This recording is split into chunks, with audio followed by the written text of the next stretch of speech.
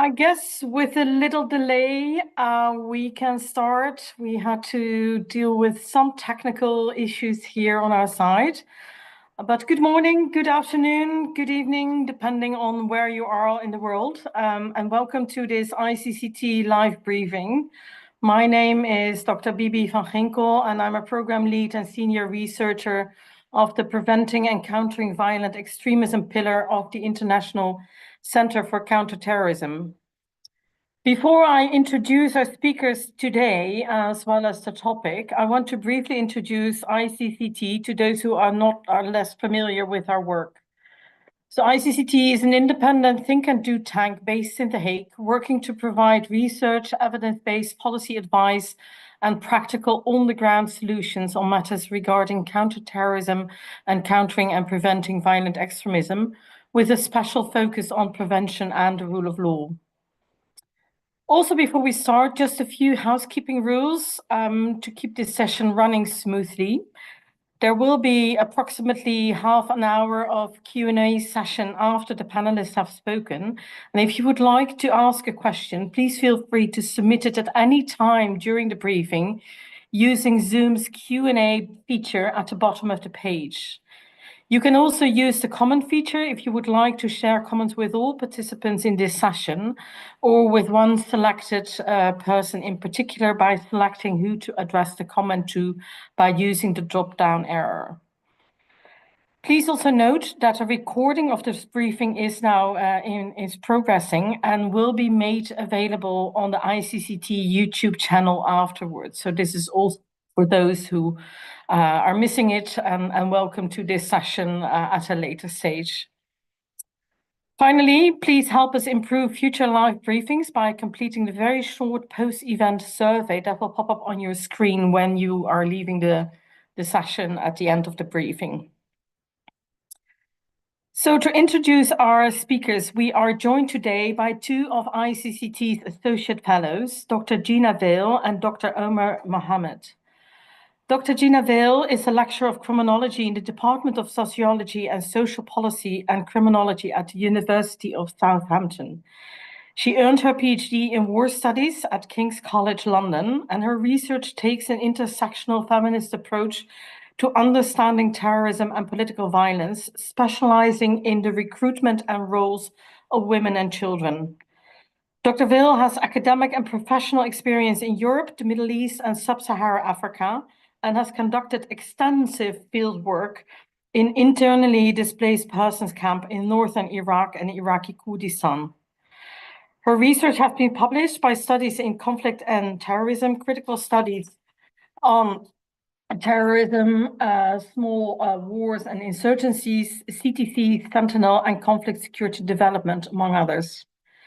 She also authored the recently released book, The Unforgotten Women of the Islamic State with Oxford University Press, which focuses on the lives and experiences of 63 local Sunni Muslim and Yazidi women under the governance of ISIS in Iraq and Syria.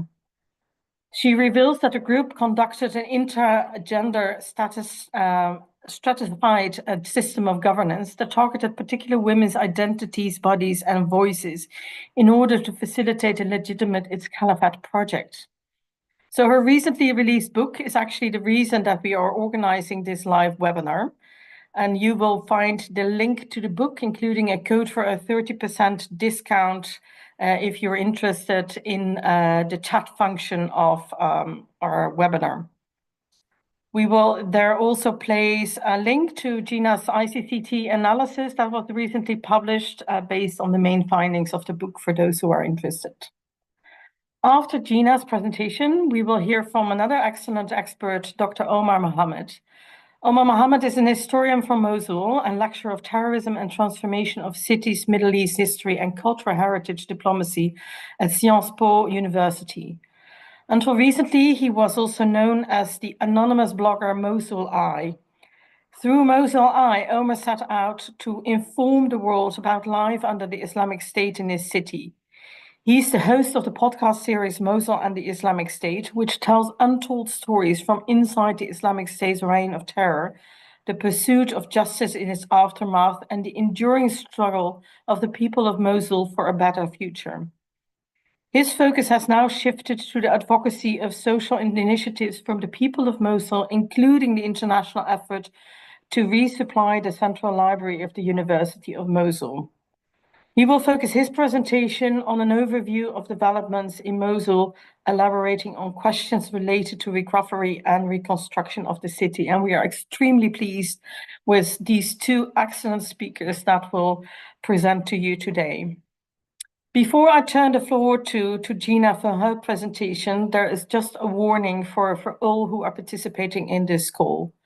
Some of the material and references made during the presentation might be shocking and reference to sexual and gender-based violence and genocides. So just be aware, and if you are just not able to cope with this, we kindly ask you to leave this session. Gina, it's my pleasure to give you the floor.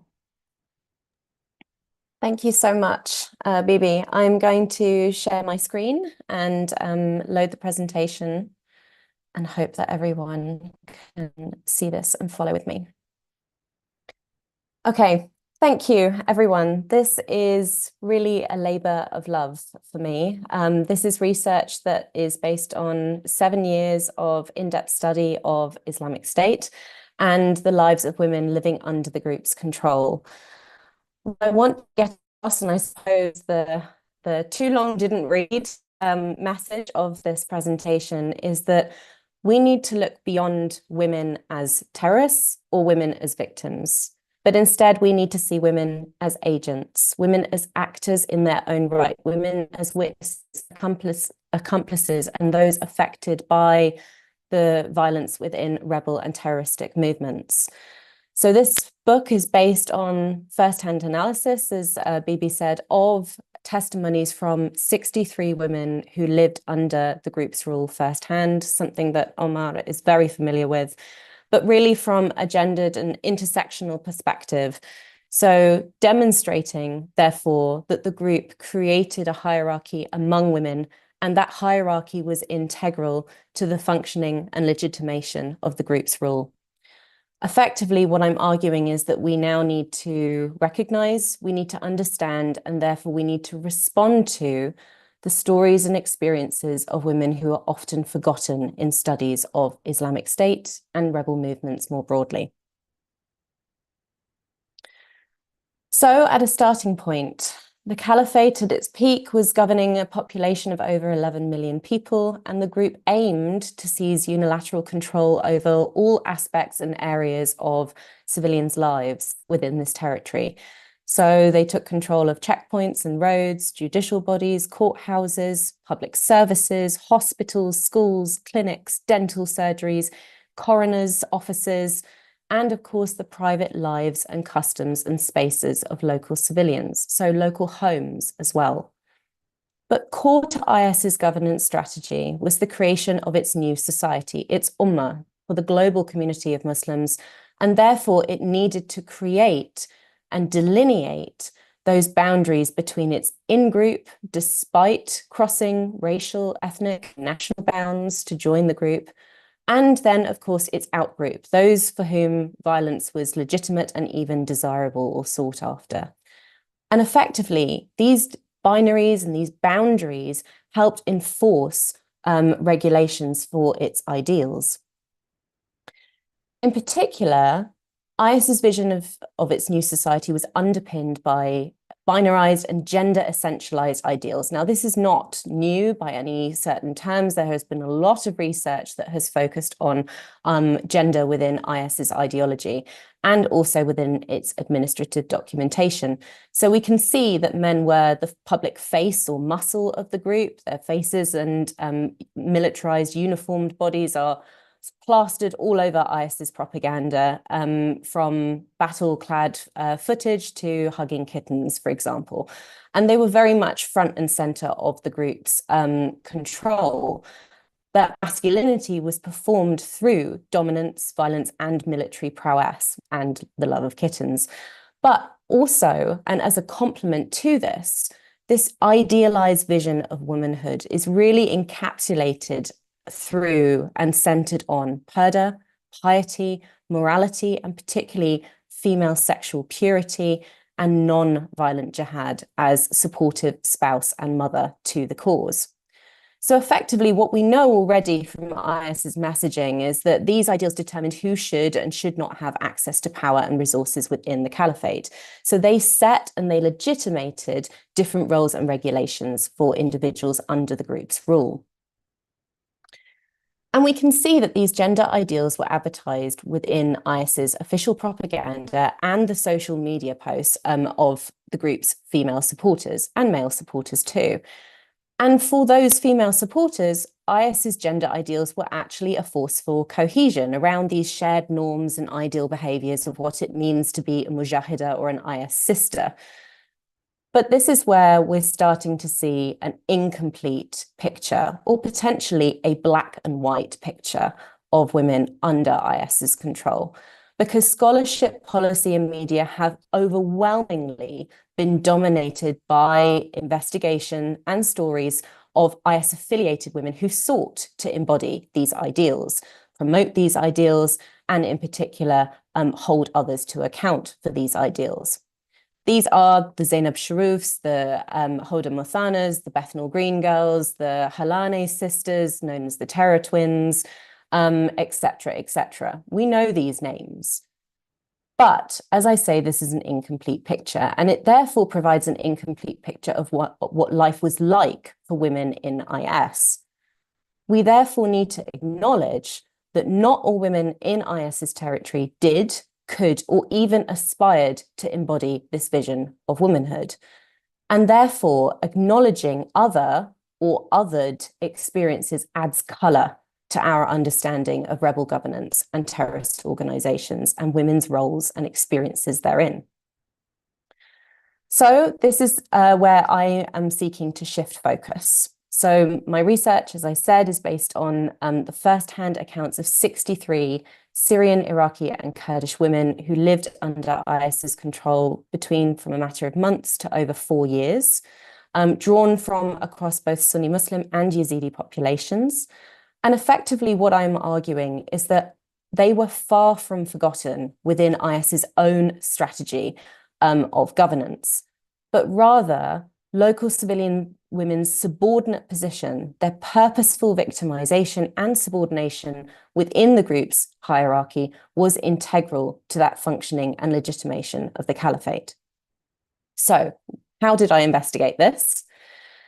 I've put together a broad time frame of IS's governance of women. Now, this is drawn from the group's administrative documentation and its propaganda and those social media posts that we talk about. So effectively, this is IS's narrative, a very one-sided approach to the governance in theory and the governance in policy and the rose-tinted experience of that governance from its supporters. So within its occupied towns and villages, IS's rule was completely all-encompassing, but we can see different waves of focus coming through these publications. So effectively trying to establish institutions and tools to gradually assume control over all aspects and areas of its governed territory and the lives of those within it, starting with law and order, the provision of goods and services, intervening in the private lives and customs of its local populations, and then as a thread running through this, militarization of society. Now, all of these are interconnected, and of course the division is arbitrary, but this is a way to thematically cluster areas of focus within the group's own narratives on governing women. And we can see throughout, and this is where research has pulled already, the delineation of regulations for men versus women. So very binarized ideals and those binarized regulations. Effectively, across all of these spaces, IS attempted or aimed to institute a sex segregation policy, effectively containing women within delineated all-female spaces and institutions, so effectively living within a shadow caliphate in the public sphere. Now, it is here in these spaces in particular where the interactions among women, so between women, can reveal critical intragendered inequalities. And if you'll indulge me, alongside each of these areas, from the perspectives and firsthand testimonies of these women, I'm actually going to read some of their stories as we go through. So starting off with law and order, this was far from the egalitarian justice system that the group purported to establish. It claimed that the people are as equal as the teeth of a comb, and the reality could not be further from it. In fact, if we look at the city charters for both Mosul and Raqqa, we can see the way in which the group uses the word women or woman or sister is actually delineated by group affiliation and ties to an IS militant husband. So legally, to be recognized as a woman, you could not be a Sunni Muslim civilian, and you could not be a Yazidi captive either. Effectively, these populations had to be governed by proxy. And we know, again, that IS cascaded power throughout its systems of a mahram policy, so male guardianship, and also the establishment of female policing brigades, as you can see in the picture. What local women's testimonies reveal is the disproportionate focus on certain areas of the population based on identity characteristics.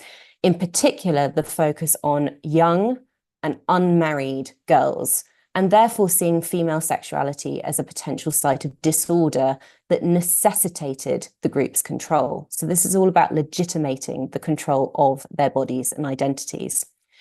And Sunni women reported huge hypocrisies and inconsistencies with this in practice. Some women stated that they experienced harassment, even illicit flirtation from IS's militants, as well as by beatings without a chaperone. Others reported even more seriously forced disappearances of female relatives, stonings, and even secret executions of so-called rebellious women that weren't suitable for the public punishment that was given to others. For Yazidis in particular, it also reveals the regulations within slavery and within the group's policy of slavery, and in particular, the legal right for IS women to own, inherit, and mistreat slaves. So this is a story of a Yazidi woman who attempted to escape her owner, her captor, at the end of 2015. At that time, she was aged only 16 years old. And she was taken to a courthouse in Al-Tabqa. And she says, most importantly, that as a Yazidi captive, she was not allowed through the female entrance or the woman's entrance to the courthouse. As property of her male owner, she had to go through the men's entrance. So again, not legally recognized as a woman. And she describes, once in the courthouse, the questioning from as she describes, a grey-haired Syrian judge. The judge asked me, "Why did you try to escape?" I asked. "It isn't allowed in any religion that someone denies someone else food. They always say that I'm a kafir or an infidel. They raped me, they used me as a slave, and always forced me to pray." He answered, "This is our religion. They must give you food, but you have never learned your prayers."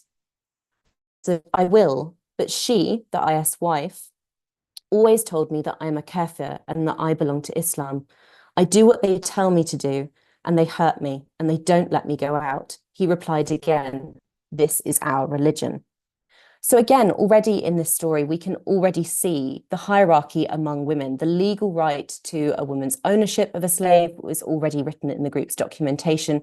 And we can see how the women are able to turn a blind eye or are actively encouraged to do so. It's not seen as illicit behavior within IS's courthouses.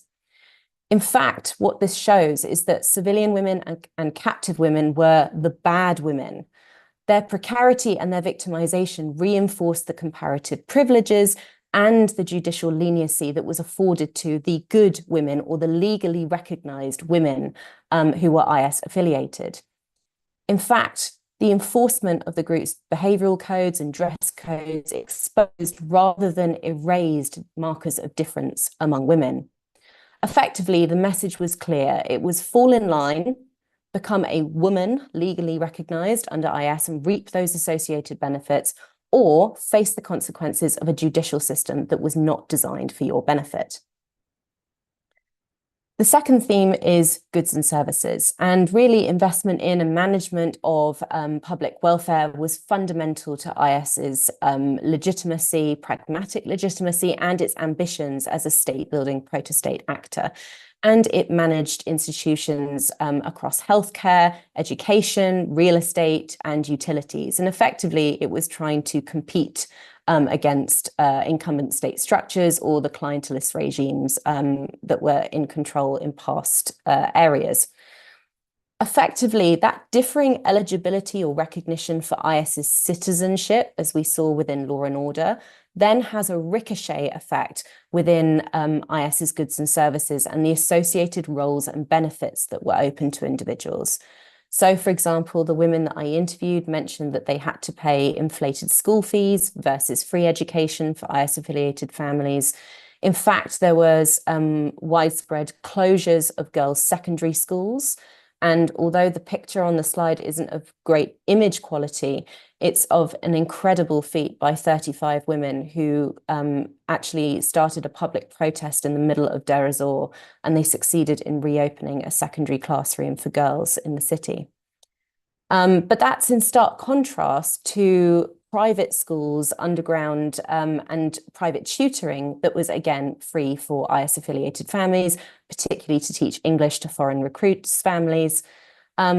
Women also reported inflated costs of food, formula milk, nappies, basic flour and other basic goods, increased medical costs, the reservation of OBGYNs, and experienced medical staff. And that, again, was in stark contrast to the experience of civilian women who had to be treated by either medical students or those that were completely untrained altogether. The women also reported having to use expired medication or even none whatsoever. And I'm going to, again, read another story. This one is by or from a woman who was giving birth to her third child in El Rasala Hospital in the center of Raqqa. She says, "I had given birth before, so this wasn't supposed to be an alien experience for me. I knew what to expect, but what I got was completely different. At first, when I walked into the hospital, everyone was a woman. All the staff were female, the nurses, the doctor, the people preparing the beds, because no men were allowed. The hospital wasn't equipped at all. I went in and they tied me up. I was in pain and they started tying me down to the bed. I asked them, 'Why are you tying me up? This is not how delivery is supposed to happen.' They said to me, 'Shut up. We know what we are doing. Who told you to get pregnant in the first place? We're trying to get rid of all of you. We can't get rid of you soon enough. So who told you to get pregnant in the first place? You're going to have to deal with the consequences.' Because of the fact that the doctor was Daeshi, so pro-IS or IS affiliated, they didn't see us as part of them. They didn't see us as one of them. They thought of us as civilians, with the impression that they think, we can't kill you because if we kill you, there will not be enough people to legitimize the state. We have to live with you, but we will treat you like this. I was given anesthetic, but it was not good enough because I woke up in the last 10 minutes of the operation. It was really shocking. I must have lost consciousness again because all I remember is that I opened my eyes and saw people's shadows and I could see people around me. I could see that my stomach was no longer big, but that it was still open. I must have passed out again from the pain and shock." For Yazidi women, their experiences of these public institutions were even worse. In fact, one woman was saying that they used hospitals for virginity tests and the same for local doctors' surgeries and clinics in order to ensure the correct pricing level for slaves for the slave markets. What all of this does is it shatters that veneer of public welfare or public good within care and institutions. Instead, these institutions were sites of discriminatory and dehumanizing violence against, again, those non-women. By contrast, IS-affiliated women were empowered as hospital managers, as shopkeepers, as administrators, or simply those who could afford basic necessities and access to finite resources. Once again, what this did was it underpinned that group affiliation was necessary for improvement of personal status and basic survival. The IS pushed further into its control. Its quest for unconstrained access and influence extended to the private lives and spaces of its governed population. Local women experienced this within control of jobs and income and forced redundancies for female workers, as well as the experience of physical raids, both day and night, and also the setup of surveillance schemes or neighborhood watch, as they described them. In particular, and again, we know from IS's documentation that women's reproductive capabilities adopted ideological significance. So this was the non-violent jihad for women as wife and supportive mother. But for civilians and captives, this manifested very differently. For them, they saw regulation of marriage, prohibition of contraception. For captive women, this was forced marriage, forced pregnation, and even forced abortion. And again, I'm going to read a story from one Yazidi woman. This was when she was sold to Abu Omar Karawani, who was a Tunisian militant. And she experienced a traumatic miscarriage that she described in this way. I gave birth alone in front of my children, and I bled. When I gave birth, my son was dead, no breath and no movement. At that time, I didn't know what to do to my son's body because all doors were locked and it was just my children and I inside the house. I put the baby inside a bag. When Abu Omar returned, I told him, but he didn't believe me until he saw the child's body. He took my dead child and put him in the garbage. For local civilian women, they were not the intended vessel of IS's network and expansion progress across those racial, ethnic, and national bounds. Not all children were valued as IS children. In the same way, this all feeds into that dissolution of public-private divide for the lives of civilians under IS's rule. And this was not universally experienced or welcomed by local women. So for Sunni Muslim women, certainly that physical barrier from public scrutiny, discrimination, incursion, and direct violence was welcomed. Some women proactively barricaded themselves, as they described, in their own fortress, away from external influence of IS. But for Yazidis, their status as prisoners of war and their ownership by IS-affiliated families meant that home space was an IS home space. They were not part of that family unit, and instead that space became an unregulated space of victimization and undocumented violences. And those violences even, in many cases, infringed IS's own regulations by IS men and women. So effectively, these private violations served a very political purpose, and they must be recognized and responded to. And I'll get onto that in a second. Finally, the last theme is militarization of society. And again, I say this really is from the group's initial invasion right the way through to the seizure of its territory and all the way to the consolidation and then eventual collapse of the caliphate. Effectively, IS was a society at war. But this ideal of female jihad, or this ideal of the mujahida, was only through being the wife, widow, and mother to an IS mujahid. Civilian women's roles and needs as mothers and widows were ignored, and purposefully so. So effectively, Sunni women required to erase their unaffiliated status through marriage to an IS militant in order to secure their own basic protection and security. The final story I will read is from a woman who was describing her being evacuated from her home in the final battles for Raqqa in mid-2017. And she explained that her new neighbour within her block of flats was an informant that was feeding information on her and other female unaccompanied residents back to the female morality policing brigades, or the female Hizbah. And she mentions at that time that when the Hizbah came to visit her, that she was instructed to remove her niqab. And interestingly, she said that this request countered IS's own guidance at the time, because she said at that time, women were instructed that even inside our houses, we needed to always wear the full shari or legally mandated attire.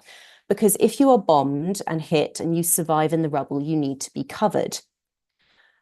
To give context to the next part of the story that I'm about to read, she was unable physically due to malnutrition to breastfeed her 3-month-old baby. At this time, many local civilians that I interviewed said that they were resorting to boiling grass and drinking rainwater in order to survive IS's last few months of occupation. And IS knew and exploited this. So upon the second visit, the female Hizbah brigades on the unit brought her money, 10 kilograms of formula milk, food, and clean water. Instead, they actually said and vocalized, "We took pity on you, even though you are a civilian. We feel bad for you, and we want you to be able to take care of your children." And the woman pointed out one leading figure within this unit in particular. She was called Bakr, and she was a 45-year-old German recruit who had followed IS through Syria. And she, I quote, vowed to take care of this Syrian woman. This time, she returns again, but she instructs the woman to cover her face as she's not come alone. And this is how the woman describes this encounter. She said, "She brought me a groom. He had the rank of an emir or a governor within the caliphate. His name was Abu Rasul and he was Iraqi. Bakr told me he is one of our bravest fighters and he has agreed to take care of you. He wants to get married and will take you to his city, Al-Qaim in Iraq. He agreed to give you the honor to be one of us. He would pay me 3,000 US dollars as a bride price because I was beautiful, even though he hadn't seen me. This was solely based on the description of Bakr." So again, we can see that explicit recognition of the division between the access that IS-affiliated families had and civilians, and how that was exploited actively by women within the organization, effectively as a matchmaking scheme. For Yazidis, their status as Sabaya really shaped their experience and victimization as a broader part of the genocide. It's something that I could go on about for a lot longer than we have within this presentation, and it deserves a book in its own right. But certainly, some of the women that I interviewed also mentioned that as part of IS's strategy of war making, that they actually forced Yazidi women to conduct suicide bombing operations, therefore subverting their ideal innocence. And many of the civilian women that I spoke to also mentioned that they were used as human shields in IS's liberation battles.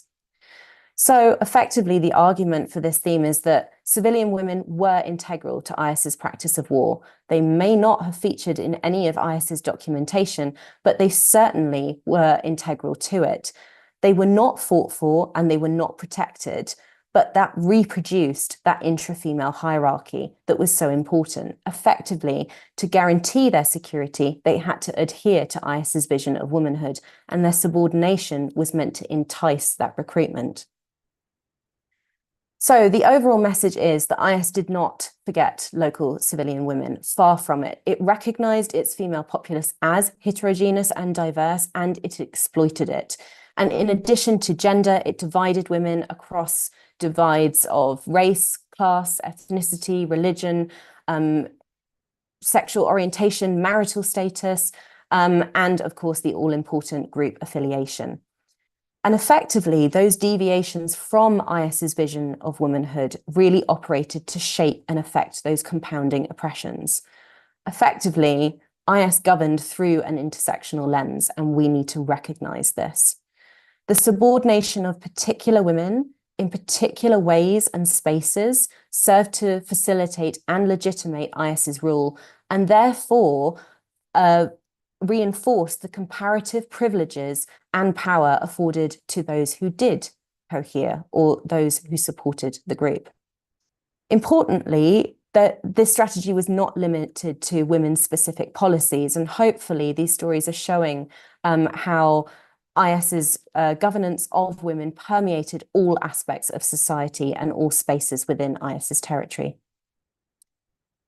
So IS lost its final territory in Bahrain in March 2019. Ironically, that's when I was doing this field work in Iraq. And effectively, I believe that this matters even more now because as authorities are scrambling to prosecute IS's members, once again, debates have returned to center on the Muhajirat, or the foreign women who joined Islamic State from countries worldwide.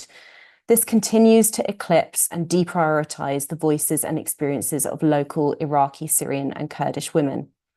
And effectively, what these testimonies show is that we need to recognize the intergendered fragmentation of IS and ensure that recovery efforts by local populations and the international community need to be fully inclusive and meaningfully respond to this fragmentation in order to be transformative. Therefore, these blanket membership prosecutions do not address all of IS's crimes. We also need to avoid stereotyping IS women as just a housewife or monstrous terror widows, as they have been reported. None of this is meaningful. Instead, we need proper and robust investigation of their roles and their participation in intragendered violence, including violences that are undocumented. And we need to be inclusive within those local communities. So including the experiences and needs of orphans, widows, the elderly, LGBTQIA+ persons, for example. And we need to recognize and open up space for and provide choice for the roles of victim witnesses from those local communities, should they wish to, and have that opportunity to communicate and secure meaningful justice to them. So this is the book. It is out now with Oxford University Press. And even if you're not interested in my analysis, I hope that you find value and that the testimonies of local women have really resonated. I think they're extremely powerful, and I think they need to be read and understood, whether it's via me or via somewhere else. But there is a discount code there, and I know that that is within the chat. So thank you very much.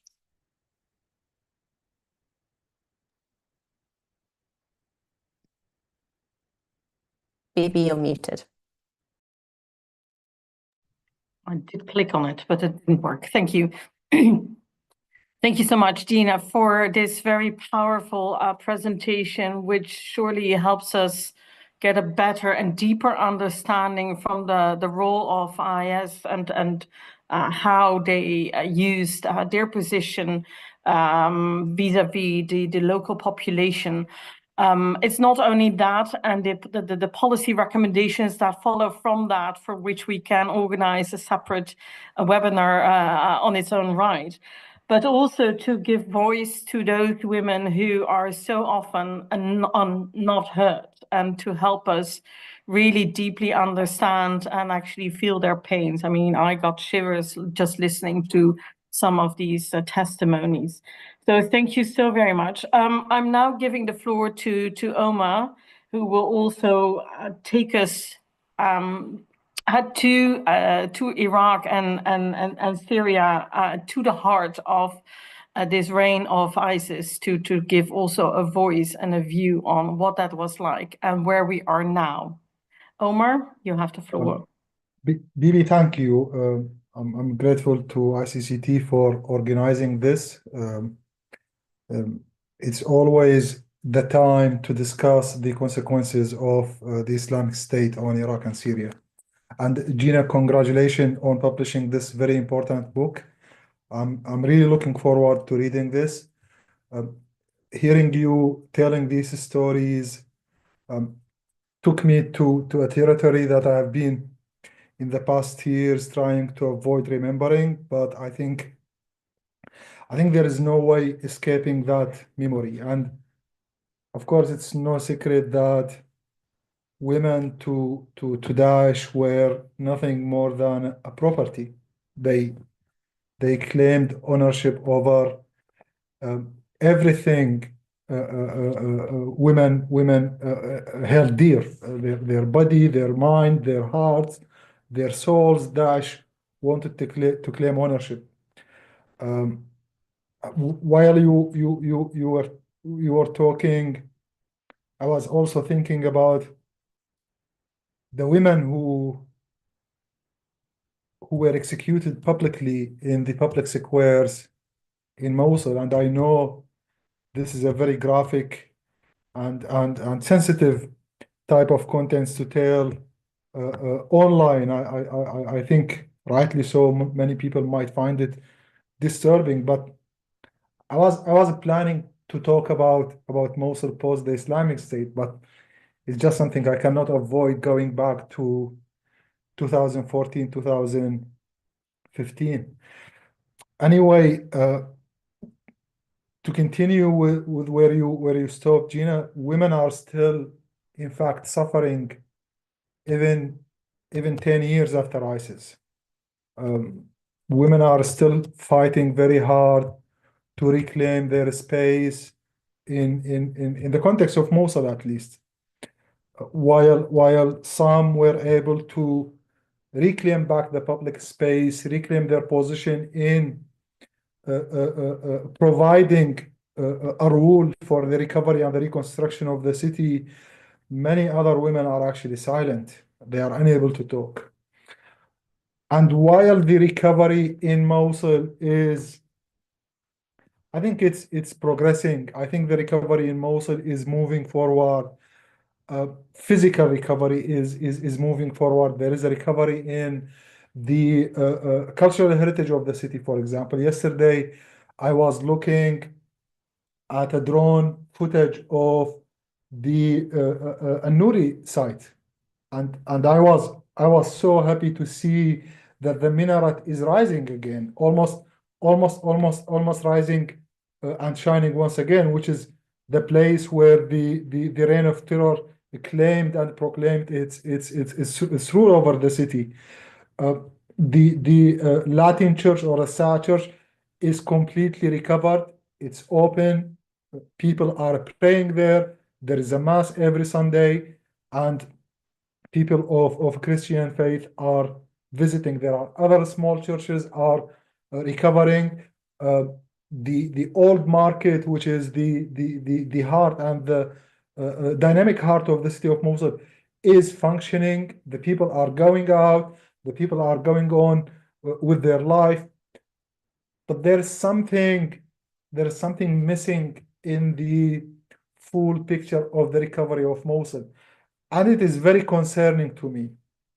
And I am not against the people forgetting what happened, because I know, and I have said this many times, if you do not record your memory, it will be forgotten. People will forget. That's how people are. They just move on. But while we are moving on, I'm afraid we are leaving behind deeply unsolved problems, very deeply rooted issues in our societies. For example, while it's also, I was just in a discussion today about our work on the urban greening. And one of the principles that we took is that we wanted to tell the people that you can stop talking about Daesh, let's talk about trees. But deep in my mind, in my heart, I know it's wrong not to talk about what happened. I know it's not, but at least if the community is not talking about it, at least we hope the intellectuals will not stop talking about it. I think because I do believe after all these years, it's now in the hands of the intellectuals in Mosul, in Iraq at large, and also internationally. One of the main issues that are still unresolved is the question of children post-ISIS. So the solution that people came up with is just leave it to time. They're going to grow up, they're going to forget. And that's actually not true. It's not going to happen like that. A child creates the strongest memory during their childhood, and they will probably never forget it unless they were exposed to a social rehabilitation or a sort of they were exposed to different environment. But that's not what's happening in Mosul, which is very concerning. The other question is, and it's also related to what you were discussing, Gina, is that post-Daesh Mosul poses a great problem for women in the city. while women suffered a lot under Daesh, they are still suffering in the sense that the ownership of the victory over Daesh, or the ownership of restoring the system in the city, was solely given to men. So women are not part of the story of the defeat of Daesh. Although we have really very shining stories of women who resisted Daesh. Women I knew, and I later became aware of their identity post Daesh. But they are not part of the discourse, they are not part of the story, and they are not part of the narrative, which makes it very difficult for women to claim their space. It's a just like the song goes, it's a word, it's a man's word. That's how it is. Unfortunately, that's how it is in Mosul, which is why when a woman wants to claim a leadership job, she might not get it because she is not part of the top hierarchy of those who. And it's knowing that it was the military, all military personnel are men, so women had no other purpose but to be home, taking care of their families and so on. And this is also posing a challenge for women in Mosul now, because there are many women, as I said earlier, who want to participate, who want to contribute. But when it comes to the dominant system, the hierarchy now, it's the patriarchy, unfortunately. And that is an unsolved problem. What I hoped that the intellectual production will be post-Daesh, at least from intellectuals in Mosul, is that women will be part of that story. The stories of heroes in Mosul is also eventually a masculine story. It's a story of men. It's not a story of women. Many of the women who resist Daesh are forgotten, but what you remember in the city, the stories you tell, is the story of this man here and there. And of course, you know, in the context of post-conflict, there is always the tendency of the emergence of hundreds of heroes who just shows up, whatever claim they have, it just becomes like a land of heroes. The other unsolved issue, and I'm sure you are all aware of the fact that UNITAD no longer exists. UNITAD was an opportunity for a continuous effort into establishing the justice system, whether internationally or nationally. Whether we were going to an international tribunal, which I've been calling for, or if it doesn't happen, if there is a national judicial system that can actually tackle the issue of ISIS members and bring justice to the victims, the Yazidis, the Christians, Sunni Muslim, Shia Muslim, all the victims or the collective victims of ISIS. With the fact that UNITAD no longer exists, and we don't know whether the archives will ever be accessible or not, they are in the shelves of the UN, and we know how complicated the UN system is.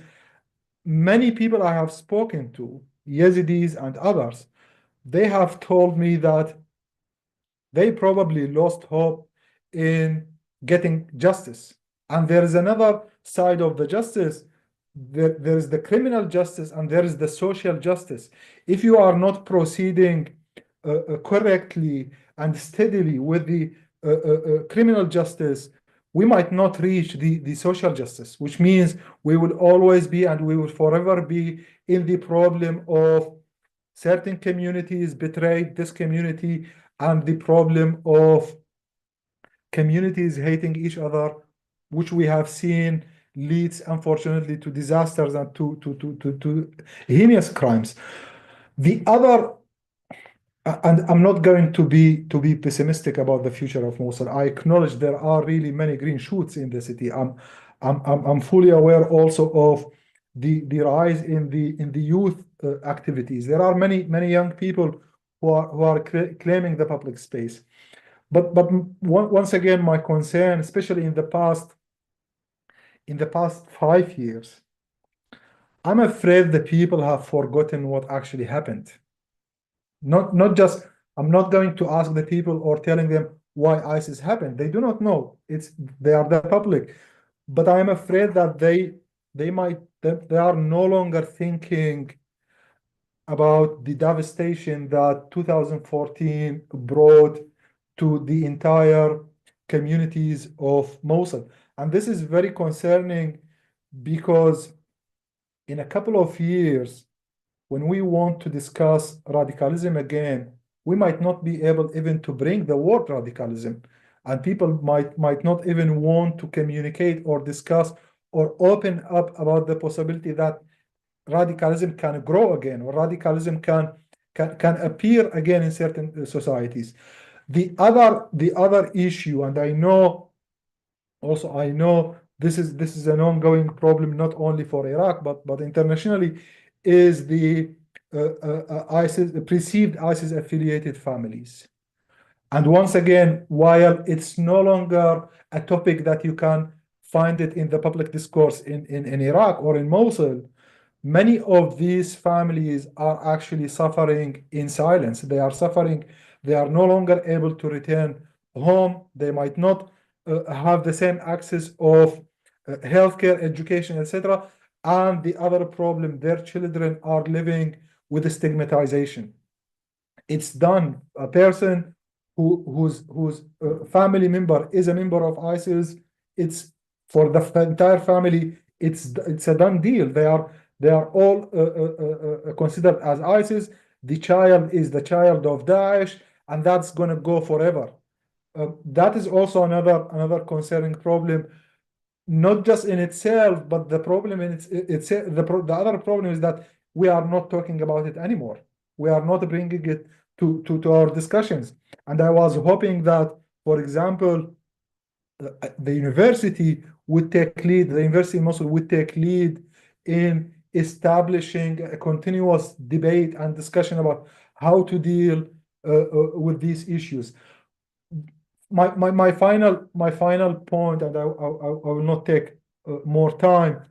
My final point is that my only hope, while communities have the right to forget what happened and so on, because they deserve to live a different, better life, I hope that the discourse on the global stage among the intellectuals of sociology, anthropology, extremism.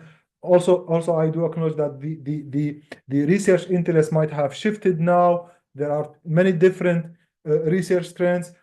I think we need to revisit 2014 with different lenses. I think we need to revisit also the post 2014 consequences on women, children, on communities, on the governance system, because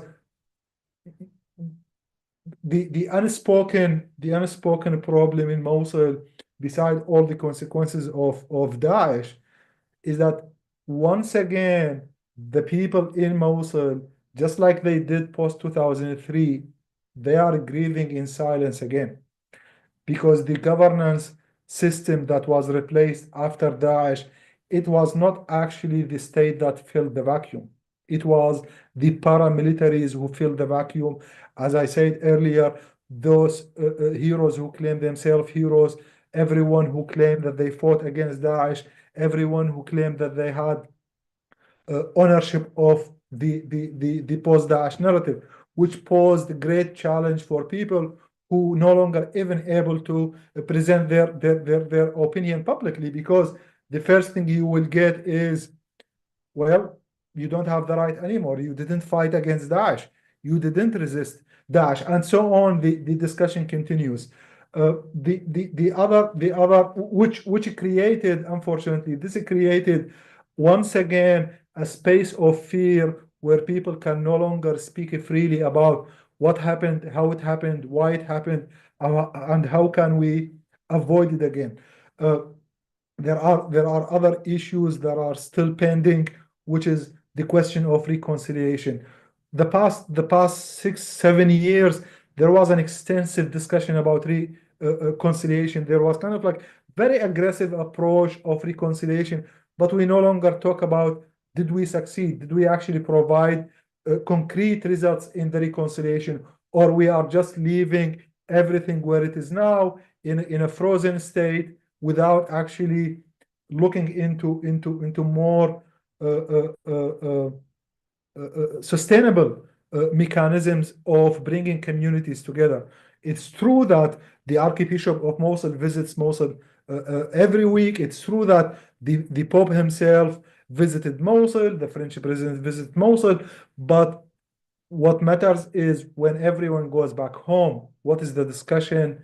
And I do hope one day that I'm gonna read a book where it discusses what type of conversations the people have when they go back home, after they show up in a festival, after they show up in the presence of the Pope, what they are discussing, what concerns them. I think we need to hear more from the people. What concerns do they have? What they are afraid of saying.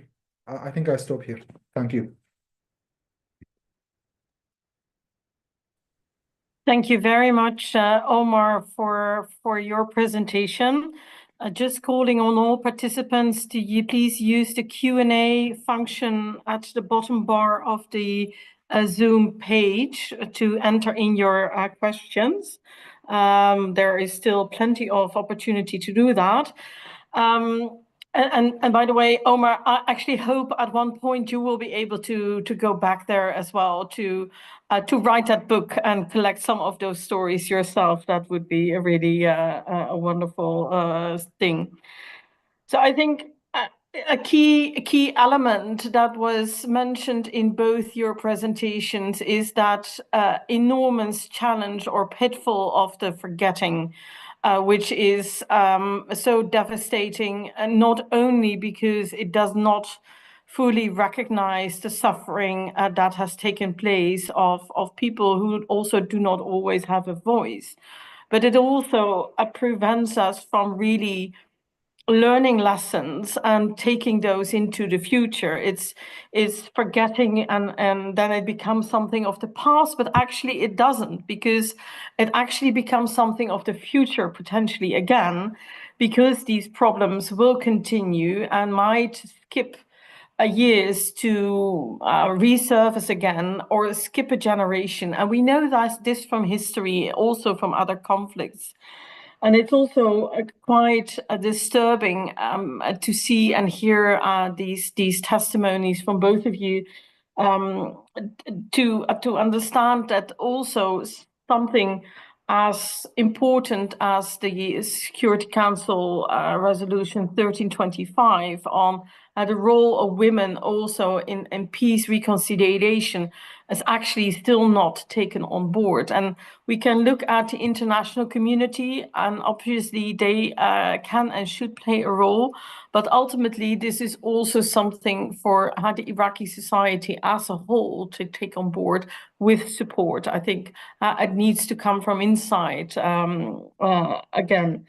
But I think both of you did an excellent job in taking us along to those stories to get a better understanding of what it's like. And just to get us started a little bit with the Q&A here. I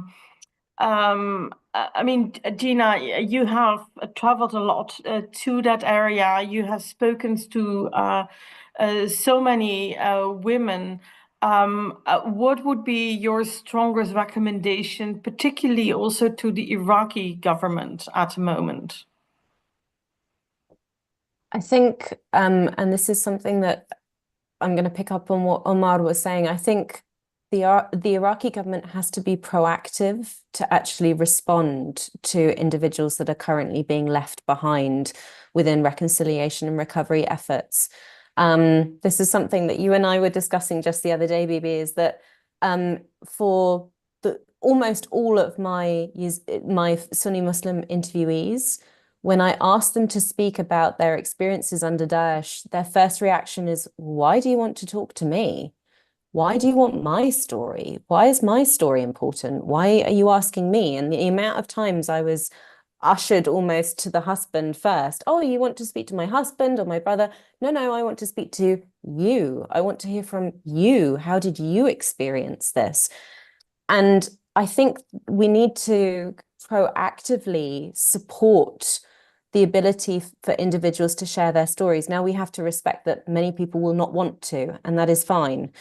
But we have to provide that space because every woman does have a voice. It's just a case of whether she has a platform for that voice to be heard and whether that experience is actually going to be taken seriously and incorporated into policy and responsive efforts. That's the difference. So I think that would be one of the main takeaways that I would have and recommendations, is that we have to be proactive in engaging the local communities. And that is also why, as Omar was saying, that the end of UNITAD is such a loss and a failure, to not be able to have that mechanism now. And before I go to Omar, do you know of any other initiatives apart from all the wonderful interviews that you did that is actually asking these questions to get these testimonies? Not for research purposes, I should say, but I do know quite a lot of local NGOs that have been working with women on their needs, psychosocial support needs following their experiences, but not just for purely the work of research. But again, this needs to be research, psychosocial support, and criminal and social justice, as we were talking about. It needs to be transformative too in its purpose. Yes.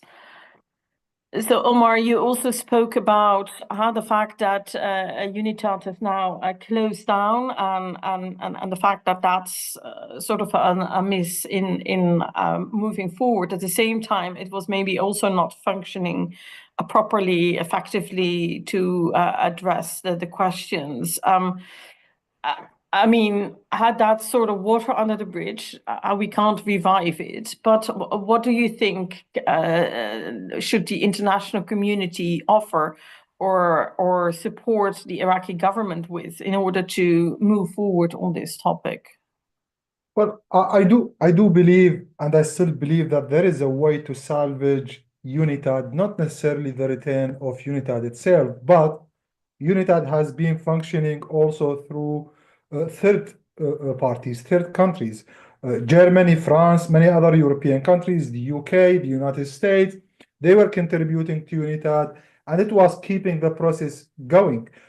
Iraq has good relations with all these countries. I think they can leverage their relation to bring back the work on. Well, I'm not gonna dismiss the possibility that the judicial system in Iraq can still function. I think it is possible to make it function. I've been in discussion with a judge who was responsible for many cases he prosecuted of ISIS members, and I'm pretty amazed by the work that judge has done. So it's possible. There was an attempt, for example, to take multiple judges from Iraq for a training. Although Iraq is not a member of the ICC, but for type of training to prepare them for prosecuting similar cases at the ICC and go back. It is possible for international, multilateral collaboration. But the problem, Bibi, the problem is not just that. The problem is not, yes, Iraq has a judicial system and other countries can contribute. The problem is that when UNITAD was closed, the message that was received by many communities is that we don't matter. And that's the problem. In my opinion, UNITAD was more of a moral support than an actual judicial support. That's what we needed. We just needed to keep reminding the people that you matter, that your justice matters to the state and to the international community. I do believe there is still a way to reintroduce a body, something that can show the people you still matter, especially to the Yazidi women, to the Yazidi girls who were just babies when they were taken, but they are now growing up to learn about what happened to them. to their mothers, to their sisters, to their parents, to their brothers, and many other people who are growing. I mean, we are talking 10 years, almost 10 years since Daesh. So 10 years, like everyone who was a child during that time is no longer a child, and they are going to deal with all these memories. So it's about the moral support rather than just, because as I said earlier, it's not just the criminal justice that is important, it's also the social justice, where we can show the people that we acknowledge that justice is very slow. It has to be slow, otherwise it's not an effective justice. But with the slowness, we can also show the people that we are working, that we are going on, that nobody is forgetting about this. Among the Yazidi organizations, I know a Yazidi voice who was very strong voice for the Yazidi advocacy. That person gave up. That person is no longer even has the energy to call for justice for Yazidis, because what's happening is that in Iraq we are leaving things to time, and time not always heals wounds. So there's one question here from one of the participants to you, Omar, and that's, can you maybe give some concrete examples of what steps the government, Iraqi government especially, can take to let communities know that they still matter? I think, I mean, the most important thing, of course, by continuous reconstruction efforts. I mean, that's the most important. We need to bring back the communities, whether they are in Sinjar, in Bashiqa, in Al-Qosh, in Nineveh Plains, in Mosul, in everywhere that was devastated by Daesh, including, by the way, not just the victims of Daesh in those territories where Daesh ruled, but we are also talking about people who died during the liberation of Mosul. Their families were also devastated.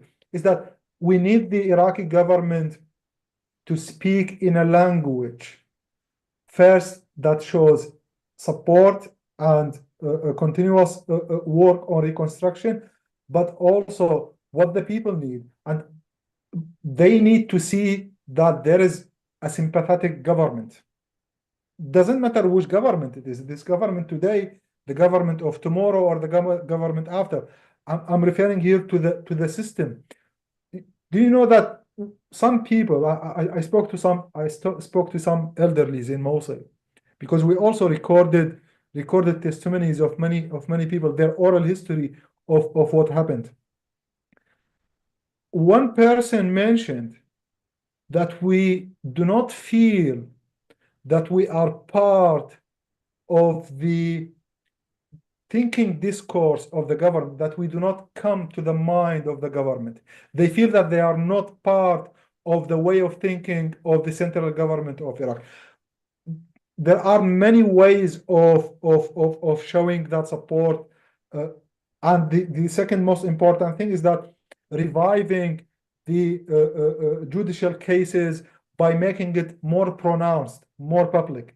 Of course, we respect the regulations by not announcing names, etc. But at least when a case was prosecuted and the victim is known, the family deserves to know that the justice is working on this specific case, but also do more communication on it. I think this sends a good message to the people that justice system still works.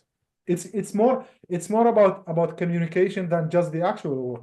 One of the ways Daesh, one of the reasons Daesh was actually effective in Mosul is that Daesh had a very effective communication system. They just knew how to communicate what they were doing to everyone, whether it's the brutality or their so-called administrative system. Yes, and I think that very much goes to the performative power of either a symbol like UNITAD or a justice system. How they say, it's not just that you want justice to be done, you want justice to be seen to be done. Exactly. There is this very strong difference there. Exactly, precisely that, Bibi, precisely that. It's about making it visible. And that also goes to the heart and the core of what a rule of law system should do in its role, because it is a communication system and a matter or a measure. I'm sorry. And so indeed, to mirror also how the way that Daesh has communicated, how it should to regain that position in that role of its own legitimacy. I think how that also links a little bit to what Gina said about the different types of crimes that were committed here. There is one thing I wanted to answer to ask you, but also to ask you another question coming from one of the participants. But first, because of the more in-depth study and insight we now get from the different roles of women in Daesh or under Daesh, I should say, that might also potentially be used or abused by those who actually fled and came back to Europe and are now using that as a defense narrative in a way to say, well, this was only my role, and how they have a little bit more insight. How would you respond to that, Gina? And then another question, and then I'll give the floor to both of you. Thanking both of you very much for your amazing presentations, and also asking what kind of research would you like to see in this area moving forward, and how do you think should this be best approach? Who should carry out this research, and how would you like to see this impacting governance in the area? Gina, first over to you. Okay, thank you. To answer your first question, I alluded to this in my final slide, which is to avoid what I call the just a housewife trope. We've seen this time and time again with IS-affiliated women who have since left, and their testimony is, well, IS regulation stated that I stayed in the home and cooked and cleaned, and that's what I did. And of course, it's very difficult to identify individuals' activities within IS unless you have that insider insight. And I think this comes back to the whole purpose of this book, is that local women interacted with IS-affiliated women across these institutions and spaces and across these all-female delineated semi-public, semi-private spaces as well. In addition, what I didn't say is that Yazidi women have access into that internal IS family home space. And within the book, there are stories of meetings among IS-affiliated women who would bring their slaves as these kind of tokens and accessories, as almost like a one-upmanship game amongst IS-affiliated women. And you could see the clustering and the networking according to nationality in particular of IS-affiliated women, foreign recruited women, and how that was operationalized through this hierarchy with the slaves that they owned. So local women have this insight. This is an untapped resource, and this is not a way of exploiting or using local women, but this is certainly where, if they want to come forward and talk about their stories and be part of that mechanism of justice for those undocumented crimes, it is a unique opportunity that we would be able to provide that evidence through that victim witness testimony, which is so important and is missing. So that's in answer to your first question. And to your second question, I mean, it was already on my radar. Omar mentioned it, looking at the local experiences of recovery. And believe it or not, when I actually started this project, that was actually going to be the project of the book, before I realized that actually no one had spoken about local women's experiences in the first place. And I actually had to go a step backwards in order to then get to where we are now. We now know about local women's realities under IS, and now we can start actually investigating their recovery efforts as well. So I think that would be my logical next step on this. Thank you very much, Omar. Any suggestions from your side? Well, I mean, of course, there are many things yet to be researched in the context of Mosul and also Raqqa as well. But I think what is missing, I think there are two things missing from the overall literature on post-ISIS. One, there is not enough research on the collective trauma of the people, all the communities. I think it's also a generational trauma. It didn't start with ISIS, but with ISIS, it became a much stronger trauma. The second is we need more research that has more focus on the local narrative. How things happened before ISIS, during ISIS, and what's happening post ISIS. What matters to the people? I think we need to. There were many research trends where what mattered at some point is like what matters to the security agencies. They are more interested in security mitigation, in risk mitigation, etc. But I think there is time now, and it's been over 10 years, and there are enough resources. There are people who are willing to talk. There are people who are willing to share their stories. We need to hear the full story from the people who lived throughout the entire process, before Daesh, during Daesh, and throughout the liberation process, and who are still living in Mosul. What's going on in their mind? What matters to them? Why do they care about their city? I mean, how can we understand also, how can we understand their way of thinking in order to understand how to avoid another radicalization process in the future? Because we had lack of understanding. Personally speaking, I had lack of understanding of Mosul before Daesh. I know the city, it's my city, but it's not an open city. People do not talk. People do not want to share anything.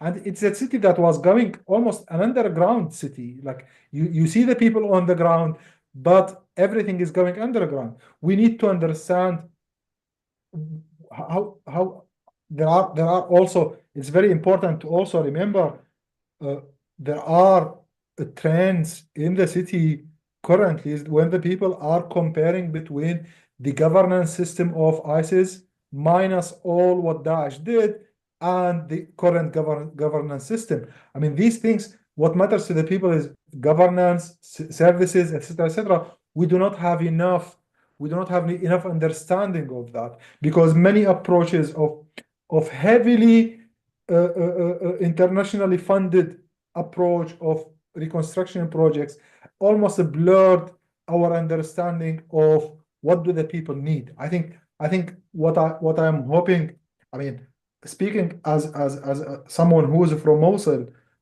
sometimes I'd prefer to read an outsider's view of Mosul than just listening to myself or someone from my community, because we got to a point where we are actually blurred. We don't see everything. So research like what Gina is providing, what other researchers are providing, they are eye-opening for us, because we are seeing something that probably we have always said, like, no, it's not like that. So we no longer see it. That's the type of research that I hope will come soon. But also as I said, the local narrative. It's really extremely important. And just before I go to a very related question to this, please explain, because you said it's all about also, and not like the individual stories, but also the collective trauma. It's a Please collective explain trauma, how yes. that is different from addressing individual trauma. Why is that important? Well, I mean, for individual trauma, I mean, of course, it's not an easy. Speaking as someone lives with a severe PTSD, you've got to see a therapist many times, but you can always know that there is a therapist waiting for you.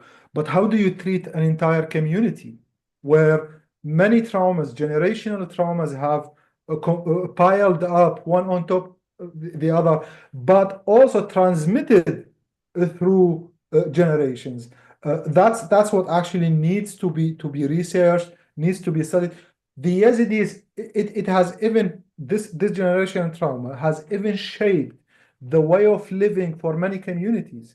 I mean, of course, Yazidis tended to live in the past close to mountains because of the generational trauma they had, because they needed to survive.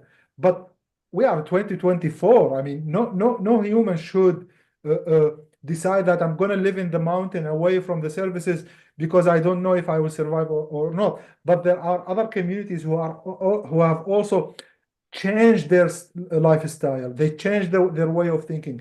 They changed their vocabularies. They changed their communication system. All of this is ongoing because of these generation. It forces them to change everything they have cared about before, because they need to adapt to the new reality. So I think this what needs to, and it's a multidisciplinary type of approach where you need sociologists, psychologists, anthropologists, political scientists, communication, and so on. It's a multidisciplinary type of studies. We need to understand what did the people go throughout that period. It's one of the darkest periods of Mosul, and we know that in history Mosul went through also extreme events, but we didn't live it. We only read about it, but we are talking about something that people lived day by day. Yes. If I And it's can interesting. just Yes, sure, Tina, go Sorry, ahead. Bibi. I just Yeah. wanted to pick up on something that Omar was saying, because we're talking about trauma and intergenerational trauma through some of these horrific events that have been experienced. But I think it's also important to make the point that that trauma is re-embedded by our responses and reactions to those events.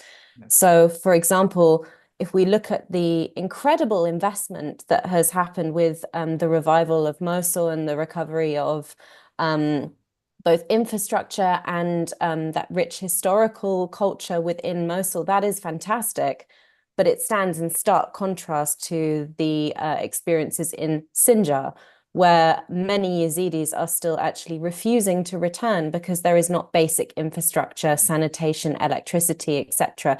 So that fragmentation and trauma that was embedded throughout Daesh's rule, that is being re-embedded. And when we're talking about prioritization and valuation of local narratives, that says a great deal about the value of those experiences and needs of the communities, and how those are disconnected and differentiated in those responses. And I think that is so important to realize that we are continuing to re-embed that trauma and that deprivation of some communities over others. Thank you very much for that, Gina, because that brings it actually back to that unforgetting challenge, and also how the lessons that we know from all the studies that have been done on radicalization, the processes that go from a micro to a meso to a macro level. So that societal aspect is important in the process itself, but also in the exit and the coming back from that. It plays that role. And also the other lesson, I think, which is always oozes through all the policy advice and what have you, is that all the responses need to be contextualized, and what goes for Sinjar is completely different than what goes for Mosul. So all of these aspects really come very nicely together. Just wanted to share also a remark from Juan Contreras, who said, in fact, one of the most important factors to reconciliate is a community and build a scenario of peace. And that lies on the opportunity to hear the needs and voices of all individuals and victims to build a future since their proposals. I'm not sure that I get the whole a text there, but I think had that actually echoed through both of your presentations. There was another question that did link to that risk assessment aspect, but I think, Omar, in your answer, you already touched on that. With that, unfortunately, because there is still so much more to discuss, we come to the end of this live briefing. I first of all want to thank both of you very much for your presentations and for giving us a little bit more in-depth and insight in the situation, in the background of it, and to take us along with the unheard stories, also with that strong message of not forgetting.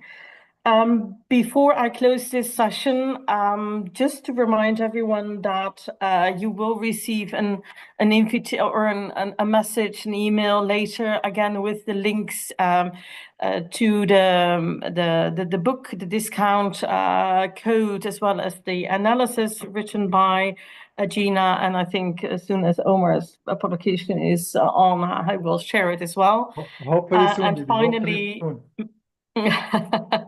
Just putting the pressure a little bit on. Now people are waiting for it.